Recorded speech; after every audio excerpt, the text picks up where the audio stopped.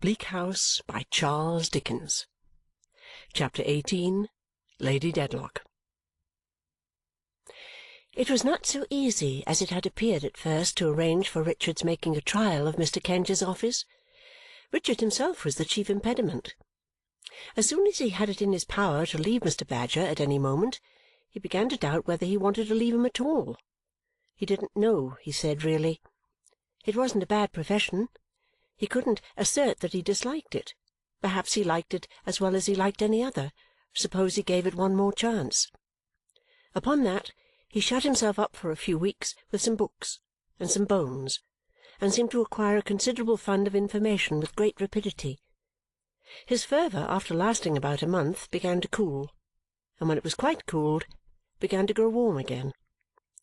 His vacillations between law and medicine lasted so long that midsummer arrived before he finally separated from Mr. Badger and entered on an experimental course of Messrs. Kenge and Carboy.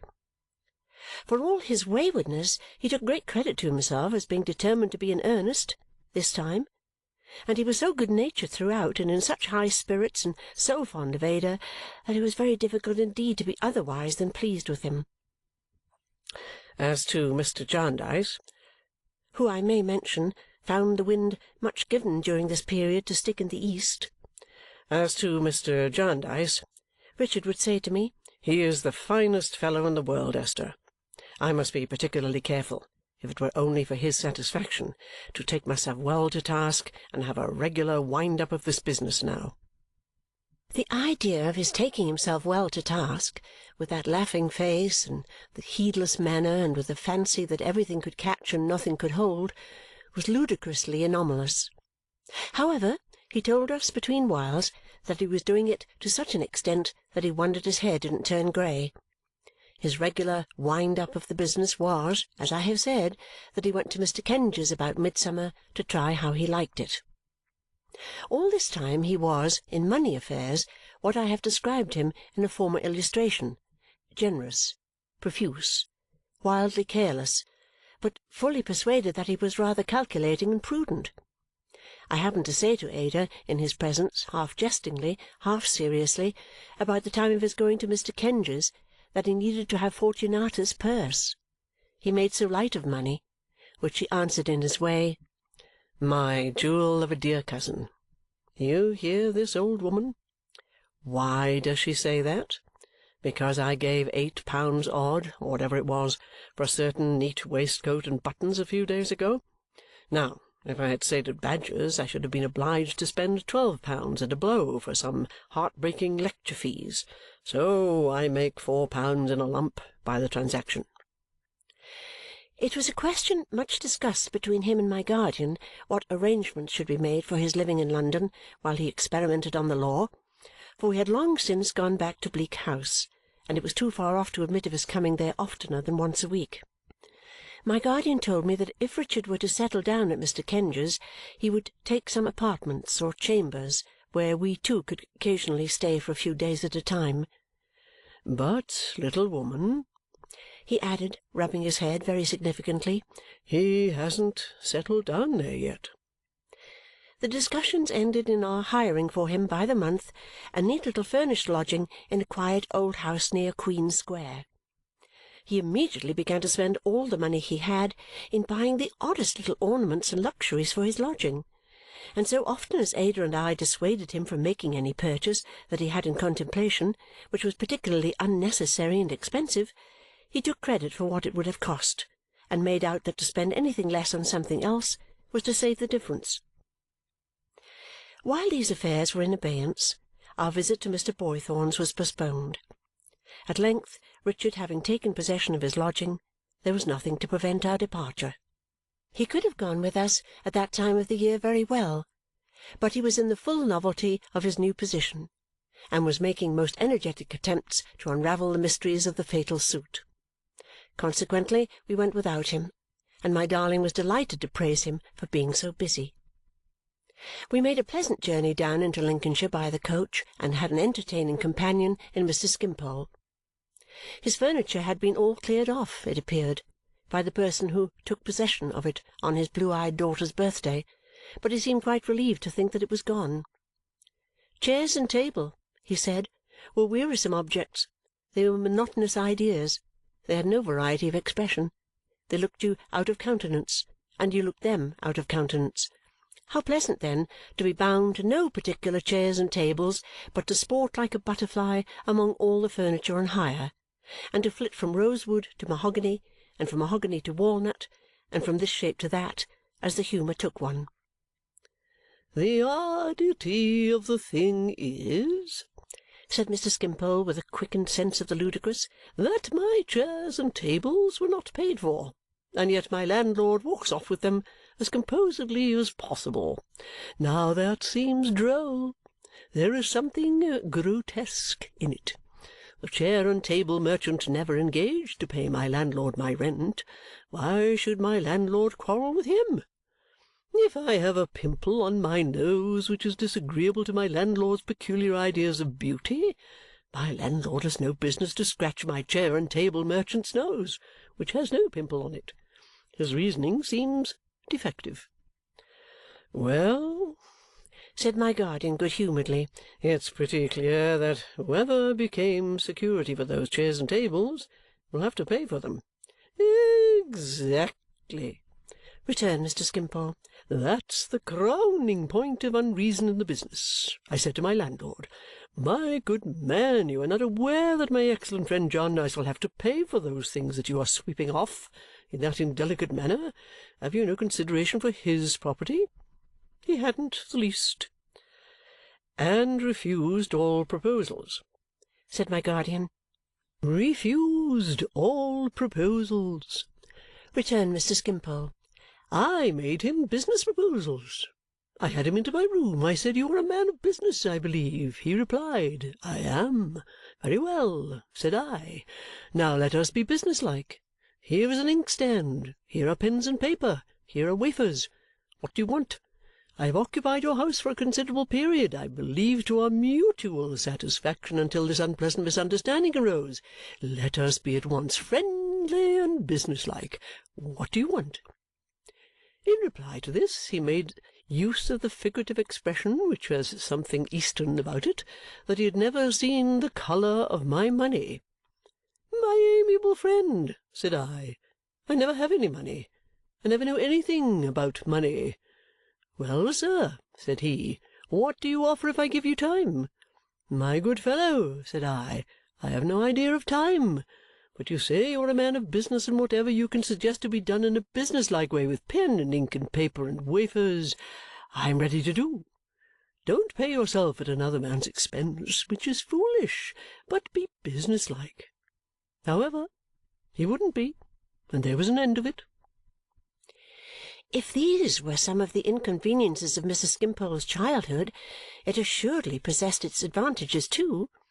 On the journey he had a very good appetite for such refreshment as came in our way, including a basket of choice hothouse peaches, but never thought of paying for anything. So when the coachman came round for his fee, he presently asked him what he considered a very good fee indeed, now, a liberal one, and on his replying 1/2 crown for a single passenger, said it was little enough too, all things considered, and left Mr. Jarndyce to give it to him. It was delightful weather. The green corn waved so beautifully, the larks sang so joyfully, the hedges were so full of wild flowers, the trees were so thickly out in leaf. The bean fields, with the light wind blowing over them, filled the air with such a delicious fragrance. Late in the afternoon we came to the market-town, where we were to alight from the coach.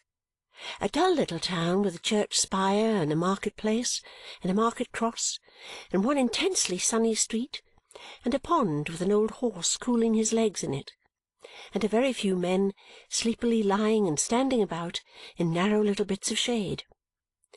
After the rustling of the leaves and the waving of the corn all along the road, it looked as still, as hot, as motionless a little town as England could produce. At the inn we found Mr. Boythorn on horseback, waiting with an open carriage to take us to his house, which is a few miles off. He was overjoyed to see us, and dismounted with great alacrity. "By heaven!" said he, after giving us a courteous greeting. "This is a most infamous coach. It is the flagrant example of an abominable public vehicle that ever encumbered the face of the earth. It is 25 minutes after its time this afternoon. The coachman ought to be put to death." "Is he after his time?" said Mr. Skimpole, to whom he happened to address himself. "You know my infirmity." 25 minutes. 26 minutes," replied Mr. Boythorn, referring to his watch. "With 2 ladies in the coach, this scoundrel has deliberately delayed his arrival 26 minutes. Deliberately. It is impossible that it be accidental, but his father and his uncle were the most profligate coachmen that ever sat upon a box." While he said this in tones of the greatest indignation, he handed us into the little phaeton with the utmost gentleness, and was all smiles and pleasure.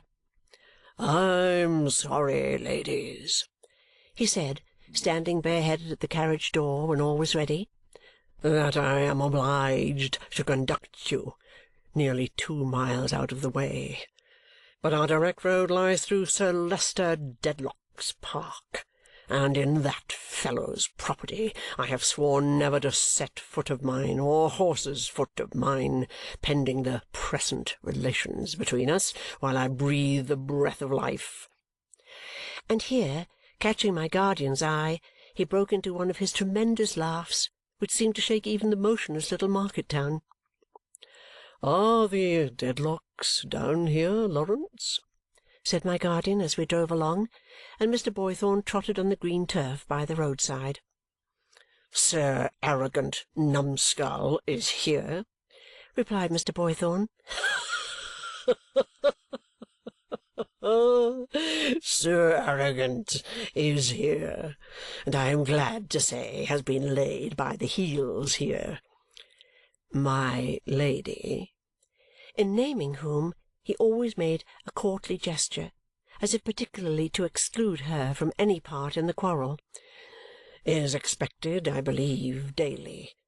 I am not in the least surprised that she postpones her appearance as long as possible. Whatever can have induced that transcendent woman to marry that effigy and figurehead of a baronet is one of the most impenetrable mysteries that ever baffled human inquiry."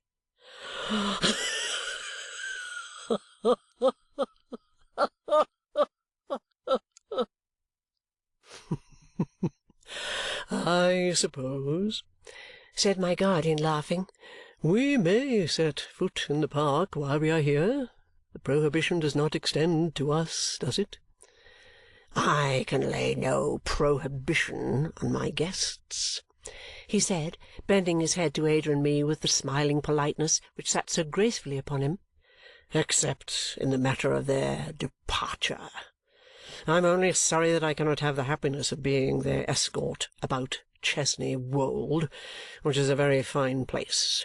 But by the light of this summer day, Jarndyce, if you call upon the owner while you stay with me, you are likely to have but a cool reception. He carries himself like an 8-day clock at all times, like one of a race of 8-day clocks in gorgeous cases that never go and never went. But he will have some extra stiffness, I can promise you, for the friends of his friend and neighbour Boythorn." "I shall not put him to the proof," said my guardian. "He is as indifferent to the honour of knowing me, I dare say, as I am to the honour of knowing him.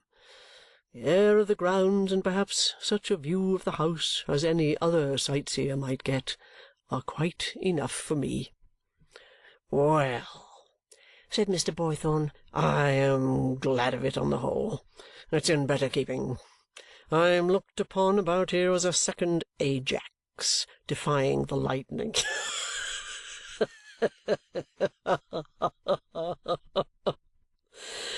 When I go into our little church on a Sunday, a considerable part of the inconsiderable congregation expect to see me drop, scorched and withered, on the pavement, under the Dedlock displeasure.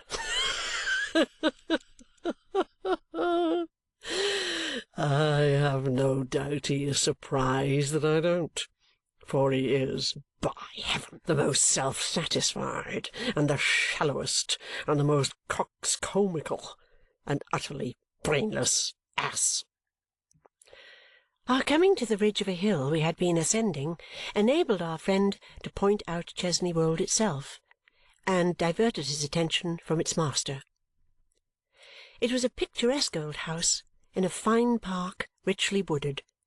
Among the trees, and not far from the residence, he pointed out the spire of the little church of which he had spoken. Oh, the solemn woods over which the light and shadow travelled swiftly, as if heavenly wings were sweeping on benignant errands through the summer air!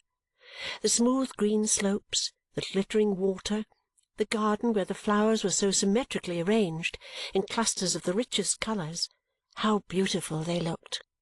The house, with gable and chimney and tower and turret, and dark doorway and broad terrace walk, twining among the balustrades of which, and lying heaped upon the vases, there was one great flush of roses, seemed scarcely real in its light solidity and in the serene and peaceful hush that rested on all around it.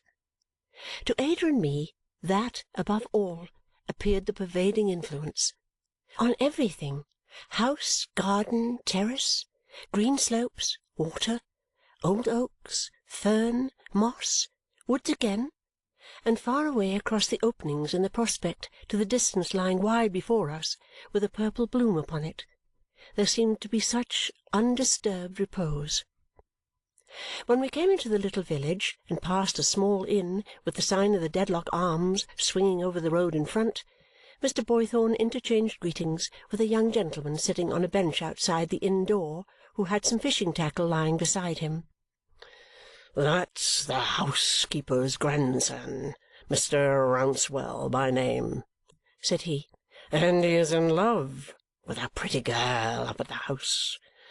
Lady Dedlock has taken a fancy to the pretty girl, and is going to keep her about her own fair person, an honour which my young friend himself does not at all appreciate. However, he can't marry just yet, even if his rosebud were willing, so he is fain to make the best of it. In the meanwhile, he comes here pretty often for a day or two at a time to fish."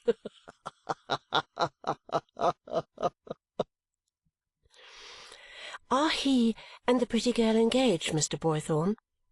asked Ada. "Why, my dear Miss Clare," he returned, "I think they may perhaps understand each other. But you will see them soon, I dare say, and I must learn from you on such a point. Not you from me." Ada blushed, and Mr. Boythorn, trotting forward on his comely grey horse, dismounted at his own door and stood ready with extended arm and uncovered head to welcome us when we arrived. He lived in a pretty house, formerly the parsonage house, with a lawn in front, a bright flower garden at the side, and a well-stocked orchard and kitchen garden in the rear, enclosed with a venerable wall that had of itself a ripened ruddy look. But indeed everything about the place wore an aspect of maturity and abundance. The old lime-tree walk was like green cloisters. The very shadows of the cherry-trees and apple-trees were heavy with fruit. The gooseberry bushes were so laden that their branches arched and rested on the earth. The strawberries and raspberries grew in like profusion, and the peaches basked by the hundred on the wall. Tumbled about among the spread nets and the glass frames, sparkling and winking in the sun, there were such heaps of drooping pods and marrows and cucumbers that every foot of ground appeared a vegetable treasury, while the smell of sweet herbs and all kinds of wholesome growth, to say nothing of the neighbouring meadows where the hay was carrying, made the whole air a great nosegay. Such stillness and composure reigned within the orderly precincts of the old red wall that even the feathers hung in garlands to scare the birds hardly stirred, and the wall had such a ripening influence that where, here and there high up, a disused nail and scrap of list still clung to it, it was easy to fancy that they had mellowed with the changing seasons and that they had rusted and decayed according to the common fate. The house, though a little disorderly in comparison with the garden, was a real old house, with settles in the chimney of the brick-floored kitchen and great beams across the ceilings. On one side of it was the terrible piece of ground in dispute, where Mr. Boythorn maintained a sentry in a smock frock day and night, whose duty was supposed to be, in cases of aggression, immediately to ring a large bell hung up there for the purpose, to unchain a great bull-dog established in a kennel as his ally, and generally to deal destruction on the enemy. Not content with these precautions, Mr. Boythorn had himself composed and posted there, on painted boards to which his name was attached in large letters, the following solemn warnings: "Beware of the bulldog. He is most ferocious. Lawrence Boythorn. The blunderbuss is loaded with slugs. Lawrence Boythorn. Man-traps and spring guns are set here at all times of the day and night. Lawrence Boythorn. Take notice that any person or persons audaciously presuming to trespass on this property will be punished with the utmost severity of private chastisement and prosecuted with the utmost rigour of the law. Lawrence Boythorn." These he showed us from the drawing-room window while his bird was hopping about his head, and he laughed.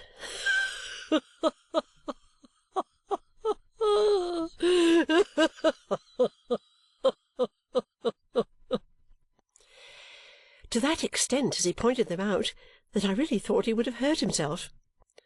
"But this is taking a good deal of trouble," said Mr. Skimpole in his light way, "when you are not in earnest, after all." "Not in earnest," returned Mr. Boythorn with unspeakable warmth.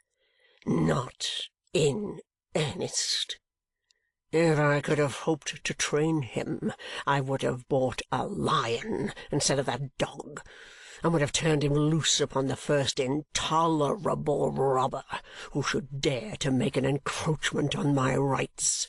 Let Sir Leicester Dedlock consent to come out and decide this question by single combat, and I will meet him with any weapon known to mankind in any age or country.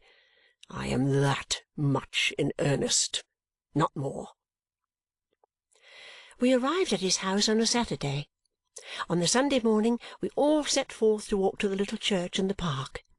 Entering the park almost immediately by the disputed ground, we pursued a pleasant footpath winding among the verdant turf and the beautiful trees until it brought us to the church porch. The congregation was extremely small and quite a rustic one, with the exception of a large muster of servants from the house, some of whom were already in their seats, while others were yet dropping in. There were some stately footmen, and there was a perfect picture of an old coachman who looked as if he were the official representative of all the pomps and vanities that had ever been put into his coach. There was a very pretty show of young women, and above them the handsome old face and fine responsible portly figure of the housekeeper towered pre-eminent. The pretty girl of whom Mr. Boythorn had told us was close by her. She was so very pretty that I might have known her by her beauty, even if I had not seen how blushingly conscious she was of the eyes of the young fisherman, whom I discovered not far off. One face, and not an agreeable one, though it was handsome, seemed maliciously watchful of this pretty girl, and indeed of every one and everything there. It was a Frenchwoman's. As the bell was yet ringing and the great people were not yet come, I had leisure to glance over the church, which smelt as earthy as a grave, and to think what a shady, ancient, solemn little church it was. The windows, heavily shaded by trees, admitted a subdued light that made the faces around me pale and darkened the old brasses in the pavement and the time and damp-worn monuments, and rendered the sunshine in the little porch, where a monotonous ringer was working at the bell, inestimably bright.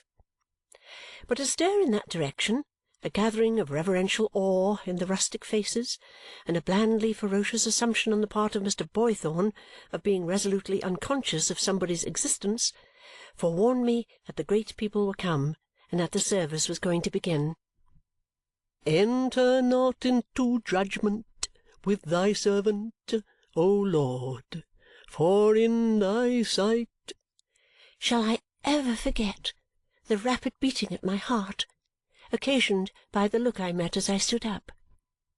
Shall I ever forget the manner in which those handsome proud eyes seemed to spring out of their languor and to hold mine? It was only a moment before I cast mine down, released again, if I may say so, on my book, but I knew the beautiful face quite well in that short space of time. And, very strangely, there was something quickened within me, associated with the lonely days at my godmother's. Yes, away even to the days when I had stood on tiptoe to dress myself at my little glass after dressing my doll. And this, although I had never seen this lady's face before in all my life, I was quite sure of, absolutely certain. It was easy to know that the ceremonious, gouty, grey-haired gentleman, the only other occupant of the great pew, was Sir Leicester Dedlock, and that the lady was Lady Dedlock. But why her face should be, in a confused way, like a broken glass to me, in which I saw scraps of old remembrances, and why I should be so fluttered and troubled, for I was still, by having casually met her eyes, I could not think. I felt it to be an unmeaning weakness in me, and tried to overcome it by attending to the words I heard. Then, very strangely, I seemed to hear them, not in the reader's voice, but in the well-remembered voice of my godmother. This made me think, did Lady Dedlock's face accidentally resemble my godmother's? It might be that it did, a little, but the expression was so different, and the stern decision which had worn into my godmother's face, like weather into rocks, was so completely wanting in the face before me that it could not be that resemblance which had struck me. Neither did I know the loftiness and haughtiness of Lady Dedlock's face at all in any one, and yet I, little Esther Summerson, the child who lived a life apart and on whose birthday there was no rejoicing, seemed to arise before my own eyes, evoked out of the past by some power in this fashionable lady, whom I not only entertained no fancy that I had ever seen, but whom I perfectly well knew I had never seen until that hour. It made me tremble so to be thrown into this unaccountable agitation that I was conscious of being distressed even by the observation of the French maid, though I knew she had been looking watchfully here and there and everywhere from the moment of her coming into the church. By degrees, though very slowly, I at last overcame my strange emotion. After a long time, I looked towards Lady Dedlock again. It was while they were preparing to sing before the sermon. She took no heed of me, and the beating at my heart was gone. Neither did it revive for more than a few moments, when she once or twice afterwards glanced at Ada or at me through her glass. The service being concluded, Sir Leicester gave his arm with much taste and gallantry to Lady Dedlock, though he was obliged to walk by the help of a thick stick, and escorted her out of church to the pony carriage in which they had come. The servants then dispersed, and so did the congregation, whom Sir Leicester had contemplated all along, Mr. Skimpole said to Mr. Boythorn's infinite delight, as if he were a considerable landed proprietor in heaven.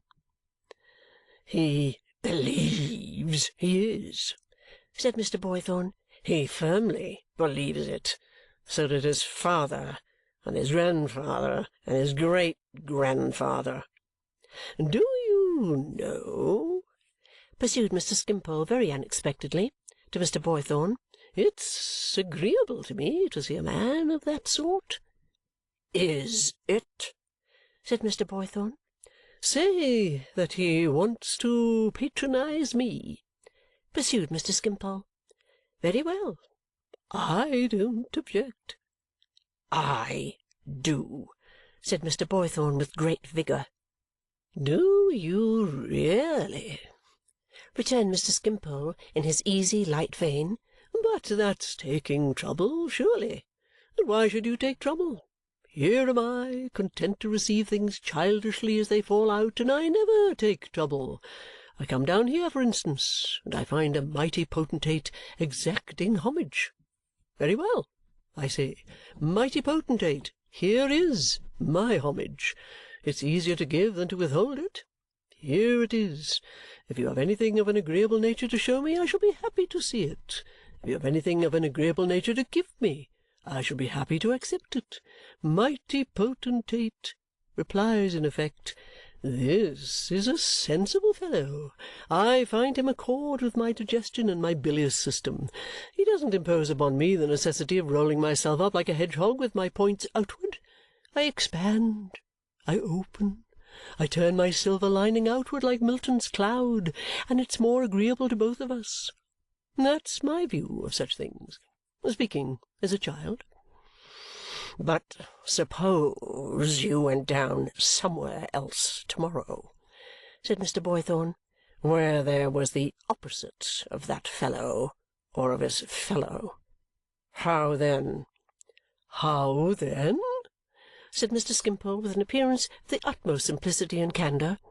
"Just the same then, I should say, my esteemed Boythorn. To make you the personification of our imaginary friend, my esteemed Boythorn, you object to the mighty potentate? Very good. So do I.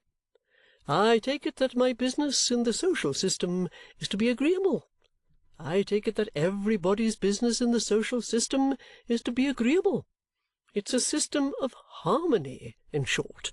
Therefore, if you object, I object.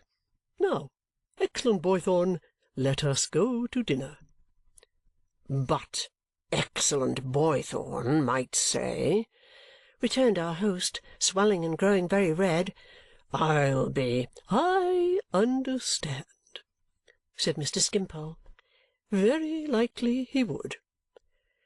"If I will go to dinner," cried Mr. Boythorn in a violent burst, and stopping to strike his stick upon the ground, "and he would probably add, 'Is there such a thing as principle, Mr. Harold Skimpole?' To which Harold Skimpole would reply, you know," he returned in his gayest manner and with his most ingenuous smile, "Upon my life, I've not the least idea. I don't know what it is you call by that name, or whether it is, or who possesses it. If you possess it and find it comfortable, I am quite delighted and congratulate you heartily. But I know nothing about it, I assure you, for I am a mere child. I lay no claim to it, and I don't want it. So you see, excellent Boythorn and I would go to dinner after all." This was one of many little dialogues between them which I always expected to end, and which I dare say would have ended, under other circumstances, in some violent explosion on the part of our host.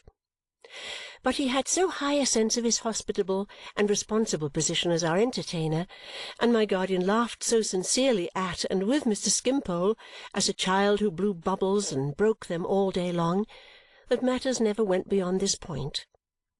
Mr. Skimpole, who always seemed quite unconscious of having been on delicate ground, then betook himself to beginning some sketch in the park, which he never finished, or to playing fragments of airs on the piano, or to singing scraps of songs, or to lying down on his back under a tree and looking at the sky, which he couldn't help thinking, he said, was what he was meant for. It suited him so exactly. "Enterprise and effort," he would say to us on his back, "are delightful to me. I believe I am truly cosmopolitan. I have the deepest sympathy with them. I lie in a shady place like this and think of adventurous spirits going to the North Pole, or penetrating to the heart of the torrid zone, with admiration. Mercenary creatures ask, what is the use of a man's going to the North Pole? What good does it do? I can't say. But for anything I can say, he may go for the purpose, though he don't know it, of employing my thoughts as I lie here. Take an extreme case. Take the case of the slaves on American plantations. I dare say they are worked hard. I dare say they don't altogether like it. I dare say theirs is an unpleasant experience on the whole. But they people the landscape for me. They give it a poetry for me, and perhaps that is one of the pleasanter objects of their existence. I am very sensible of it, if it be, and I shouldn't wonder if it were." I always wondered on these occasions whether he ever thought of Mrs. Skimpole and the children, and in what point of view they presented themselves to his cosmopolitan mind. So far as I could understand, they rarely presented themselves at all. The week had gone round to the Saturday following that beating of my heart in the church, and every day had been so bright and blue that to ramble in the woods and to see the light striking down among the transparent leaves and sparkling in the beautiful interlacings of the shadows of the trees while the birds poured out their songs and the air was drowsy with the hum of insects had been most delightful. We had one favourite spot, deep in moss and last year's leaves, where there were some felled trees from which the bark was all stripped off. Seated among these, we looked through a green vista supported by thousands of natural columns, the whitened stems of trees upon a distant prospect made so radiant by its contrast with the shade in which we sat, and made so precious by the arched perspective through which we saw it, that it was like a glimpse of the better land. Upon the Saturday we sat here, Mr. Jarndyce, Ada, and I, until we heard thunder muttering in the distance and felt the large raindrops rattle through the leaves. The weather had been all the week extremely sultry, but the storm broke so suddenly, upon us at least in that sheltered spot, that before we reached the outskirts of the wood the thunder and lightning were frequent and the rain came plunging through the leaves as if every drop were a great leaden bead. As it was not a time for standing among trees, we ran out of the wood and up and down the moss-grown steps which crossed the plantation fence like two broad-staved ladders, placed back to back, and made for Keeper's Lodge, which was close at hand. We had often noticed the dark beauty of this lodge, standing in a deep twilight of trees, and how the ivy clustered over it, and how there was a steep hollow near, where we had once seen the keeper's dog dive down into the fern as if it were water. The lodge was so dark within, now the sky was overcast, that we only clearly saw the man who came to the door when we took shelter there and put 2 chairs for Ada and me. The lattice windows were all thrown open, and we sat just within the doorway watching the storm. It was grand to see how the wind awoke and bent the trees and drove the rain before it like a cloud of smoke, and to hear the solemn thunder and to see the lightning, and while thinking with awe of the tremendous powers by which our little lives are encompassed, to consider how beneficent they are, and how upon the smallest flower and leaf there was already a freshness poured from all this seeming rage which seemed to make creation new again. "Is it not dangerous to sit in so exposed a place?" "Oh, no, Esther dear," said Ada quietly. Ada said it to me, but I had not spoken. The beating of my heart came back again. I had never heard the voice, as I had never seen the face, but it affected me in the same strange way. Again, in a moment, there arose before my mind innumerable pictures of myself. Lady Dedlock had taken shelter in the lodge before our arrival there and had come out of the gloom within. She stood behind my chair with her hand upon it. I saw her with her hand close to my shoulder when I turned my head. "I have frightened you," she said. "No, it was not fright. Why should I be frightened?" "I believe," said Lady Dedlock to my guardian, "I have the pleasure of speaking to Mr. Jarndyce." "Your remembrance does me more honour than I had supposed it would, Lady Dedlock," he returned. "I recognized you in church on Sunday. I am sorry that any local disputes of Sir Leicester's they are not of his seeking, however, I believe should render it a matter of some absurd difficulty to show you any attention here." "I am aware of the circumstances," returned my guardian with a smile, "and am sufficiently obliged." She had given him her hand in an indifferent way that seemed habitual to her, and spoke in a correspondingly indifferent manner, though in a very pleasant voice. She was as graceful as she was beautiful, perfectly self-possessed, and had the air, I thought, of being able to attract and interest any one if she had thought it worth her while. The keeper had brought her a chair on which she sat in the middle of the porch between us. "Is the young gentleman disposed of whom you wrote to Sir Leicester about, and whose wishes Sir Leicester was sorry not to have it in his power to advance in any way?" she said over her shoulder to my guardian. "I hope so," said he. She seemed to respect him and even to wish to conciliate him. There was something very winning in her haughty manner, and it became more familiar. I was going to say more easy, but that could hardly be, as she spoke to him over her shoulder. "I presume this is your other ward, Miss Clare?" He presented Ada in form. "You will lose the disinterested part of your Don Quixote character," said Lady Dedlock to Mr. Jarndyce over her shoulder again, "if you only redress the wrongs of beauty like this. But present me," and she turned fully upon me, "to this young lady too. Miss Summerson really is my ward," said Mr. Jarndyce. "I am responsible to no Lord Chancellor in her case." "Has Miss Summerson lost both her parents?" said my Lady. "Yes. She is very fortunate in her guardian." Lady Dedlock looked at me, and I looked at her and said I was indeed.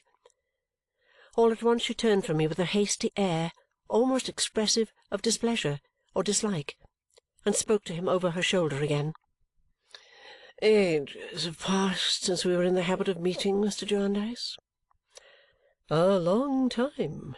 At least I thought it was a long time until I saw you last Sunday," he returned. "What, even you are a courtier, or think it necessary to become one to me?" she said with some disdain. "I have achieved that reputation, I suppose." "You have achieved so much, Lady Dedlock," said my guardian, "that you pay some little penalty, I dare say, but none to me." "So much," she repeated, slightly laughing. "Yes." With her air of superiority and power and fascination, and I know not what, she seemed to regard Ada and me as little more than children. So, as she slightly laughed and afterwards sat looking at the rain, she was as self-possessed and as free to occupy herself with her own thoughts as if she had been alone.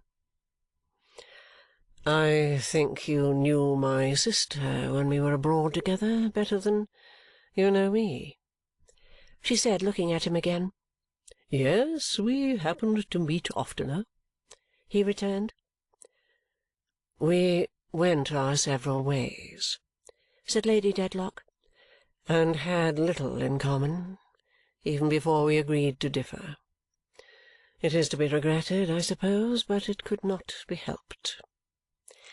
Lady Dedlock again sat looking at the rain. The storm soon began to pass upon its way. The shower greatly abated, the lightning ceased, the thunder rolled among the distant hills, and the sun began to glisten on the wet leaves and the falling rain. As we sat there, silently, we saw little pony Phaeton coming towards us at a merry pace. "The messenger is coming back, my Lady," said the keeper, "with the carriage." As it drove up, we saw that there were two people inside. There alighted from it, with some cloaks and wrappers, first the Frenchwoman whom I had seen in church, and secondly the pretty girl, the Frenchwoman with a defiant confidence, the pretty girl confused and hesitating. "What now?" said Lady Dedlock. "Two?" "I am your maid, my Lady, at present," said the Frenchwoman. "The message was for the attendant." "I was afraid you might mean me, my Lady," said the pretty girl. "I did mean you, child," replied her mistress calmly. "Put that shawl on me." She slightly stooped her shoulders to receive it, and the pretty girl lightly dropped it in its place. The Frenchwoman stood unnoticed, looking on with her lips very tightly set. "I am sorry," said Lady Dedlock to Mr. Jarndyce, "that we are not likely to renew our former acquaintance. You will allow me to send the carriage back for your 2 wards. It shall be here directly." But as he would on no account accept this offer, she took a graceful leave of Ada, none of me, and put her hand upon his proffered arm, and got into the carriage, which was a little low park carriage with a hood. "Come in, child," she said to the pretty girl. "I shall want you. Go on." The carriage rolled away, and the Frenchwoman, with the wrappers she had brought hanging over her arm, remained standing where she had alighted. I suppose there is nothing pride can so little bear with as pride itself, and that she was punished for her imperious manner. Her retaliation was the most singular I could have imagined. She remained perfectly still until the carriage had turned into the drive, and then, without the least discomposure of countenance, slipped off her shoes, left them on the ground, and walked deliberately in the same direction through the wettest of the wet grass. "Is that young woman mad?" said my guardian. "Oh, no, sir," said the keeper, who with his wife was looking after her. "Hortense is not one of that sort. She has as good a headpiece as the best, but she's mortal high and passionate, powerful high and passionate, and what with having notice to leave and having others put above her, she don't take kindly to it. But why should she walk shoeless through all that water?" said my guardian. "Why, indeed, sir, unless it is to cool her down," said the man. "Or unless she fancies it's blood," said the woman. "She'd as soon walk through that as anything else, I think, when her own's up." We passed not far from the house a few minutes afterwards. Peaceful as it had looked when we first saw it, it looked even more so now, with the diamond spray glittering all about it, a light wind blowing, the birds no longer hushed but singing strongly, everything refreshed by the late rain, and the little carriage shining at the doorway like a fairy carriage made of silver. Still, very steadfastly and quietly walking towards it, a peaceful figure, too, in the landscape, went Mademoiselle Hortense, shoeless through the wet grass. End of chapter 18.